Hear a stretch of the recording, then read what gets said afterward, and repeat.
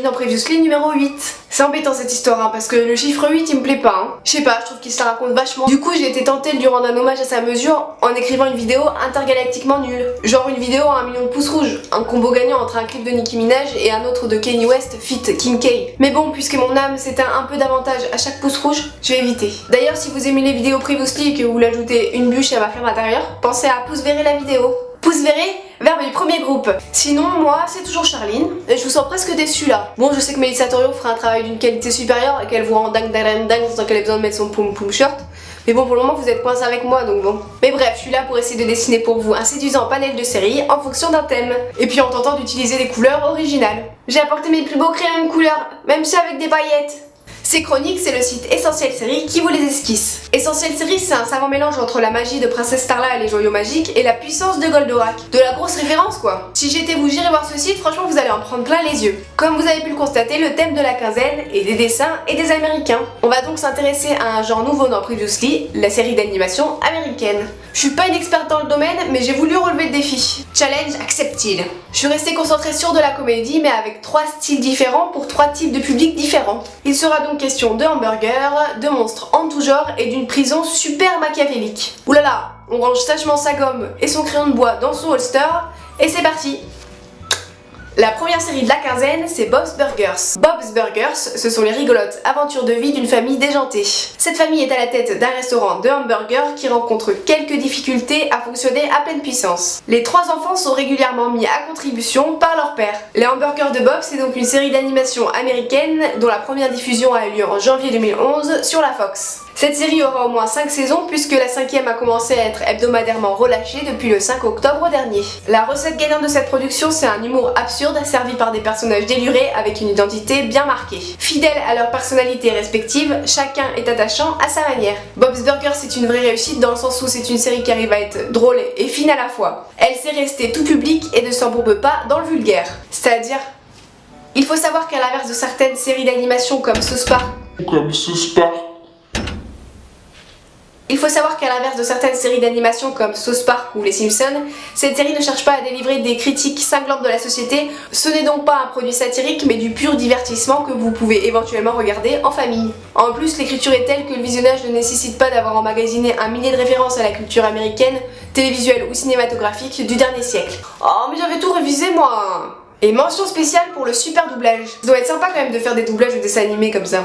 Non, vous croyez pas? Next! La seconde série de cette vidéo, c'est Ugly Americans. Dans cet univers alternatif, des monstres de multiples espèces se côtoient dans la ville de New York. Mark Lilly travaille au ministère de l'intégration et fait en sorte que tout ce petit monde cohabite sans trop de dégâts.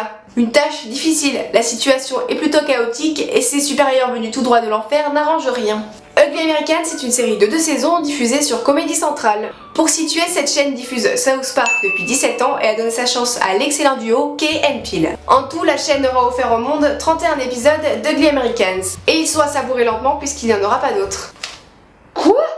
Pour cette production, Comedy Central ne déroge pas à sa ligne éditoriale et nous livre une série absurde, drôle, incisive et intelligente. Et là, contrairement à l'exemple précédent, si vous aimez les références et la satire, vous allez être plus que servi. Il y a constamment des clins d'œil au cinéma et à la télévision, avec un penchant évident pour le genre horreur et fantastique, ce qui n'est pas étonnant étant donné le thème. On notera notamment des allusions plus ou moins marquées à des franchises ultra célèbres comme Harry Potter, Le Seigneur des Anneaux, Twilight ou encore King Kong, mais pour les personnes les plus avides de renvoi à d'autres univers, on trouve des références un petit peu plus pointues, comme celles faites à Nosferatu, Rosemary's Baby ou encore Le Blob. Pour ne citer que parce que Ugly Americans regorge vraiment de références, de petits détails, que franchement ce serait difficile de toutes les citer de manière exhaustive. Pour pouvoir apprécier complètement chaque épisode, il va donc falloir faire appel à votre culture sur le divertissement d'origine américaine. E.T. téléphone maison. Sarah Connor, je suis ton père. Non.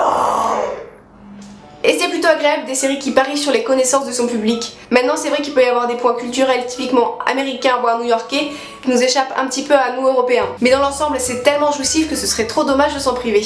Ce serait difficile de comparer les deux productions présentées jusque-là étant donné qu'elles sont très différentes, donc moi quitte à choisir, ce que je vous conseillerais c'est de tenter les deux et de vous faire votre avis. La dernière série par contre est peut-être un petit peu plus difficile d'accès.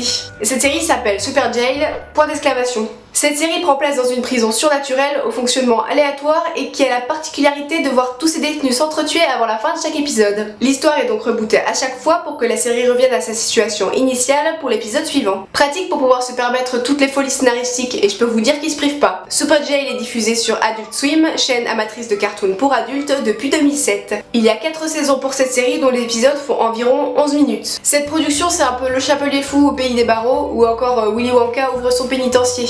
C'est une production sous acide perchée très haut. Elle est donc à réserver aux adultes amateurs d'humour noir ou rouge puisque c'est souvent assez violent. En plus, l'histoire est racontée à un rythme endiablé avec beaucoup d'informations au niveau graphique. Des pauses s'imposent donc dans l'image pour pouvoir saisir toutes les subtilités. Le ton employé m'a un peu fait penser à ce qu'on pourrait retrouver dans les publications de Fluide Glacial, mais en beaucoup plus psychédélique. Le dessin est vivant et vibre de plein de couleurs. Pour résumer, je dirais que si vous avez envie de vous faire un petit shot d'animation crue et sans concession, cette série est pour vous. Personnellement, je ne ferai pas 20 épisodes à la suite, mais en tant qu'adulte majeur et vacciné, j'ai trouvé ça assez agréable. Tiens d'ailleurs, ça me fait penser que t'as une piqûre à faire avant la fin du mois. Faudra y penser, hein. Charline? T'es où, Charline? Bon bah j'ai comme l'impression que Previously 8 se finit sur cette note piquante. J'espère que ça vous a plu, moi en tout cas je me suis beaucoup amusée. Si vous voulez nous donner votre avis, nous proposer des thèmes pour les prochains numéros, vous avez les commentaires et puis sinon vous avez tous les liens vers les réseaux sociaux dans la description. Oui j'arrive. Bon je dois vous laisser, j'ai défié Homer Simpson à un concours de mangeurs de beignets et je dois aller lui mettre sa race. Allez, à dans 2 semaines, bisous.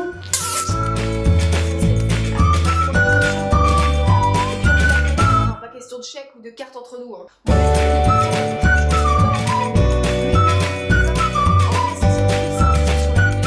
Un clip de Nicki Minaj et un autre de Kenny West. Kenny West. Kenny mouillé donc.